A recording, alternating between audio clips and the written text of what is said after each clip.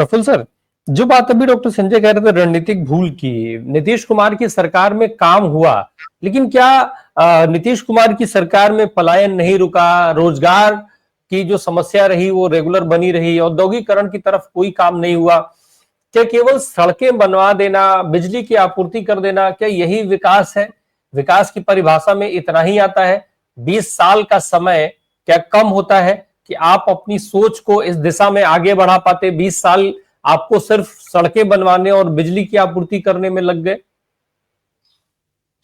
जी, सभी को नमस्कार।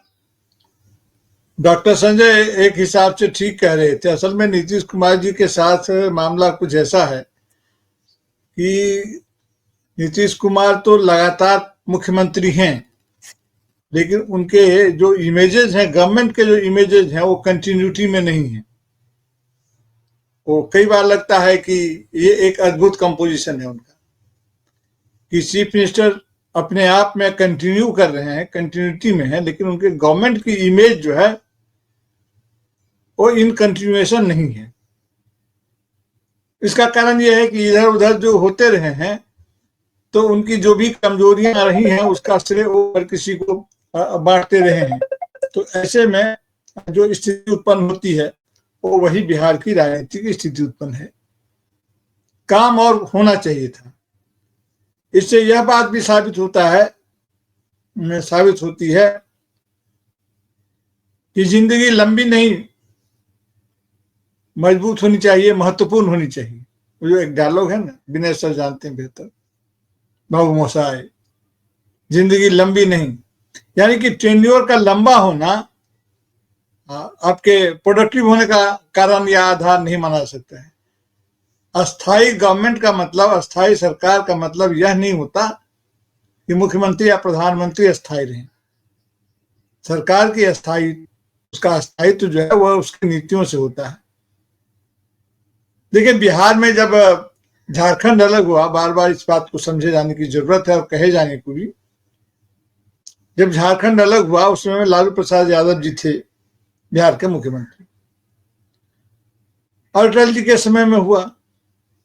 तो जो इसका जो रेवेन्यू लॉस हुआ अचानक, उसकी भरपाई नहीं हो पाई, और अपने इस इलाके में औद्योगिक विकास का ढांचा उस ढंग से खड़ा नहीं हो सका। ठीक है कि बिहार में अभी का जो बिहार है उसमें उस स्तर के भिलाई की तरह, बोकारो स्टील सिटी की तरह इस तरह के औद्योगिक ढांचे नहीं खड़े किए जा सकते थे, लेकिन इसका जो भी मॉडल हो सकता था उस पर काम ही नहीं किया गया। मैंने जब से होश संभाला है तब से अशोक पेपर मिल की बात हर बार उठती है। चीनी मिल की बात उठती है। मुझे नहीं पता इसमें बिहार में गन्ने की खेती का क्या स्तर है, कितना गन्ने की खेती हो रही है, कृषि विशेषज्ञ बताएंगे।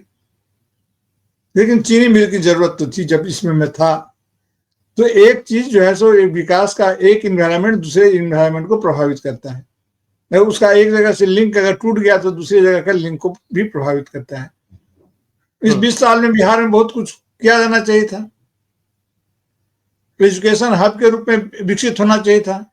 बिहार में कोई ऐसा इंफ्रास्ट्रक्चर नहीं है जिसका लाभ लेने के लिए भारत के दूसरे कोने से लोग बिहार आए। न शिक्षा के लिए, न चिकित्सा के लिए, न किसी और कारण से कि वो बिहार में आएंगे तो यही वो बात उनको यहीं पर मिलेगी। तो एक्सक्लूसिवनेस का जो अपना, इसको आप लोग बोलते हैं यूएसपी बोला जाता है, यूनिक सेल पॉइंट। तो हमारा आखिर यूएसपी क्या है? किस चीज के लिए लोग बिहार में हैं? और बिहार के लोग बराबर बाहर जाते हैं, क्योंकि उद्योग नहीं है। तो यहाँ का अगर आप देखेंगे तो जो ये सेक्टर है, रियल सेक्टर है, मकान बिल्डिंग आदि का जो सेक्टर है जहां बिहार के लोग बाहर जाकर काम करते हैं, वो सेक्टर भी खाली है। जोत छोटी छोटी है, तो छोटी जोत में भी अगर किसान वहां बटाईदार है, बटाईदार को हक नहीं मिलता, इसकी जमीन है वो खेती नहीं करता है, इसकी खेती है वो जमीन, उसके पास जमीन नहीं है। और जो छोटे मोटे उद्योग विकसित किए जाने चाहिए थे, उसके जो चेन लगना चाहिए था, उसकी मार्केटिंग जिस ढंग से होनी चाहिए थी, लोकल मार्केटिंग, उसके कंजम्पशन के जो इंतजाम किए जाने थे, ये सब नहीं हुए। नीतीश कुमार जी के पहले दौर में हुआ, लेकिन सेकेंड दौर के बाद से चीजें एकदम डिरेल्ड हो गई और वो नहीं हो सका। इसमें बड़े औद्योगिक या पूंजीपति लोगों का भी अपना हित है, कोई बड़ा इन्वेस्टमेंट नहीं आया। तो ऐसे में क्या करते, और नीतीश कुमार जी तो अपनी कुर्सी के पाए को ही दोनों हाथ से पकड़े रह गए। तो जितना होना चाहिए था उतना नहीं हुआ, इसमें तो कोई संदेह नहीं। फिर भी दोषी नीतीश कुमार नहीं है। बिहार के लोग नजर में दोषी नीतीश कुमार नहीं है। जैसे होता है ना, कोई कहता है कि दोषी मेरा लड़का नहीं है, संगत गलत पकड़ लिया, गलत संगत के कारण उसका ठीक है। भाजपा की जो संगत है, उस संगत का नुकसान नीतीश कुमार अगर उठाते हैं या उठाएंगे, ये तो अभी दिखेगा। बहरहाल जो सवाल है वापस से आकर के फिर वो वही खड़ा होता है। विजय सिन्हा कल से जिस तरीके से लगातार सोशल मीडिया पर छाए हुए हैं, ये दिखाया जा रहा है कि राज्य का उप मुख्यमंत्री एक गांव में घुसता है, उसका विरोध होता है, फिर वो आरजेडी पे आरोप लगाता है, उनके नेताओं पे आरोप लगाता है कि हमें ऐसे किया गया, वैसे किया गया, गोली चलाने का आदेश चाहिए उसको। सुरक्षा कर्मी जो उसके हैं वो परमानेंट ये ऑर्डर के साथ उनकी सुरक्षा में रहें कि जब भी जरूरत पड़े, जब भी कोई विजय सिन्हा का विरोध करे, उसको गोली मार दें। तो ये सारी वीडियो सोशल मीडिया पर दिख रही है। और वहीं दूसरी तरफ भारतीय जनता पार्टी के सबसे बड़े नेता नरेंद्र मोदी बिहार में चुनाव प्रचार के दौरान जंगल राज का जिक्र कर रहे हैं। तो अब 20 साल से सत्ता के हिस्सेदार रहकर के भी जंगल राज की बात उठाना और उनका अपने उप मुख्यमंत्री का इस तरीके से गिड़गिड़ाना कितना सशक्त सरकार दिखा रहा है, वो भी एक सवाल है। विनय सर, मुझे ये लगता है, राम प्रकाश सर, मुझे ये लगता है कि विजय सिन्हा सरकार के उप मुख्यमंत्री हैं और उनकी बात को उनका डीएम ही कंफर्म नहीं कर रहा है, उनका प्रशासन तंत्र ही कंफर्म नहीं कर रहा है। तो न सिर्फ पार्टी बटी है बल्कि ब्यूरोक्रेसी में भी एक प्रॉब्लम है। वो कह रहे हैं कि मेरे साथ ऐसा हुआ, पुलिस को कायर बता रहे हैं, एसएसपी को बोल रहे हैं, तो वो यहीं से राजनीतिक फांक दिखता है ना साफ साफ। Vinay sir, Praful sir, Sanjay sir ने गुजरात का जिक्र कर दिया, मैं गुजरात पर सवाल लेता हूं। कल हम लोगों ने बहुत सारे ऐसे बूथ देखे जहां पर बूथ के अंदर पुलिस की मौजूदगी रही, लोगों ने उसका खूब विरोध किया कि आखिर पुलिस का यहाँ क्या काम है। हमने पहले से ही लगातार देख रहे थे जब ड्यूटी लग रही थी। ऑब्जर्वर गुजरात से, गुजरात पुलिस की ड्यूटी बिहार के चुनाव में लग रही है। ऐसे में कितना भरोसेमंद मान लिया जाए? क्या जो ये वोटिंग परसेंटेज बढ़ा है उसके पीछे इस सिस्टम का भी काम है, इस सिस्टम का भी खेल माना जाए? जी बिल्कुल, सिस्टम का खेल तो होगा। बूथ के अंदर में किसी भी आर्म फोर्स को या किसी भी फोर्स को वर्दीधारी को जाने की अनुमति नहीं रहती है जब तक कि प्रिजाइडिंग ऑफिसर उन्हें स्पेशल विशेष परिस्थितियों में बुलाए नहीं। यही प्रोटोकॉल होता है। अगर प्रिजाइडिंग ऑफिसर किसी खास परिस्थिति में उन्हें कॉल करता है, बुलाता है, खास करके तब जब किसी भी जो फर्जी मतदाता साबित होने पर चैलेंज किया जाता है पोलिंग एजेंट के द्वारा और वो साबित होता है कि ये फर्जी मतदाता है, तो उनकी कस्टडी में लेने के लिए उनको बुलाया जाता है। वरना वो गेट के बाहर ही खड़े होकर के सिर्फ पूछते हैं कि परसेंटेज क्या गिरा है, प्रिजाइडिंग उनको चिट पर लिख कर दे देता है या बता देता। इसको आज वो मोबाइल के माध्यम से ट्रांसमिट करते हैं फर्दर। तो बूथ के अंदर पुलिस क्या कर रही थी अपने आप में एक सवाल है। वो भी गुजरात पुलिस, देखिए ये सारी चीजों को ये ध्वस्त कर देंगे। हमारे संविधान में इस पर, हमारे कानून व्यवस्था में, हमारे चुनाव आयोग के को नियंत्रणकारी जो कानून है उसमें कहीं इस बात के लिए मनाही नहीं है कि एक राज्य की पुलिस की मदद नहीं ली जा सकती है दूसरे राज्य के चुनाव में, लेकिन वह विशेष परिस्थिति में ली जा सकती है, ली जाती रही है। असम में एक बार कोशिश की गई थी और यह कोई राज्य सरकार के लिए और किसी भी के लिए भी अच्छी स्थिति नहीं है।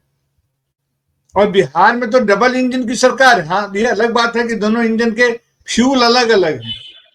जनता दल यूनाइटेड जो फ्यूल से उसकी इंजन चलती है, उसी फ्यूल से भारतीय जनता पार्टी की इंजन नहीं चलती है।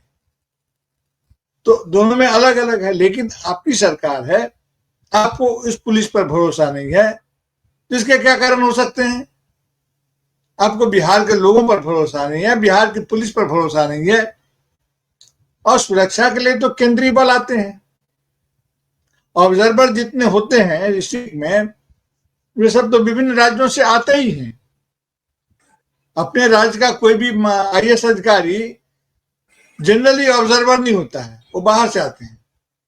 और अभी तो चुनाव में 7 देशों के लोग आए हुए थे, 14 प्रतिनिधि आए हुए थे, फ्रांस वगैरह वगैरह सब, फ्रांस के, फिलीपींस के और भी 7 देशों के लोग आए हुए थे जो बिहार चुनाव को ऑब्जर्व कर रहे थे। और उनकी रिपोर्ट अधिक महत्वपूर्ण होगी, क्या है कि इनका हमारे जो अपने चुनाव आयोग के द्वारा नियुक्त जो ऑब्जर्वर हैं या माइक्रो ऑब्जर्वर हैं, ये लोग तो जो रिपोर्ट देंगे वो चुनाव आयोग को देंगे। और वो जो इलेक्शन प्रोसेस का वर्ल्ड वाइड जो उसका जो विजिटर्स प्रोग्राम के तहत जो लोग आते हैं, उनके रिपोर्ट का असर भारत के लोकतांत्रिक गुणवत्ता के निर्धारण में भी होता है। तो वो आए हो कर रहे हैं। तो मामला ये है कि आपने जो कहा कि वो नहीं करेंगे, ये वहां पर थे और इतने सारे अधिकारी अगर खास प्रदेश से लाए गए हैं, जबकि पूरे देश में ये हवा चल रही है कि गुजरात की लॉबी इसको चला रहा है। और इसमें क्या दो मत है, सारे कॉन्ट्रैक्टर की लिस्ट निकाल के देखिए ना, कि पुल तो गिरे हमारे, पैसा गया हमारा, लेकिन कॉन्ट्रैक्टर कौन था? एयरपोर्ट बनाया आपने और साइकिल स्टैंड का कॉन्ट्रैक्ट मिला किसी और को। जमीन ली गई हमारी उत्तर प्रदेश में, अयोध्या में, मंदिर के आसपास, और बाकी तमाम जमीनों को आपने बुक कर लिया, आपको ठेका मिल गया आपको। तो ये हमने तो बहुत पहले ही 2002 में ही अपने लेख में लिखा था। अब उसकी चर्चा क्या करूं कि ये जो है सो गुजरात का उपनिवेश का भारत को बना देंगे। इस तरह की आंतरिक उपनिवेशवाद की प्रवृत्ति हमारे यहाँ रही है। उसके 2 चैप्टर हैं, एक जातिगत आधार पर, दूसरा भौगोलिक आधार पर। पूरे बंगाल का प्रभाव पूरे नॉर्थ ईस्ट पर था, असम, भुवनेश्वर, उड़ीसा तमाम को लेकर के उधर आंध्र प्रदेश तक था। इसी प्रकार उत्तर प्रदेश का था, इसी प्रकार जिसको बॉम्बे नागपुर बोलते हैं, जोन बीएनआर, उसका था। मद्रास प्रेसिडेंसी का विस्तार था। आजादी के समय ही ये बात कही गई कि नहीं, ये नीति नहीं चलेगी, इसको बदलना होगा। तो एक तो भौगोलिक आधार पर भी था और जाति के आधार पर भी था, वर्चस्व के आधार पर। तो ये जो नई किस्म की जो नई आर्थिक नीति के साथ जो गुजरात मॉडल लेकर के आए, वो और कुछ नहीं, गुजराती वर्चस्व के, उसके उपनिवेश के प्रसार का ही उपक्रम था, और आज फलीभूत है, लोग देख रहे हैं जी।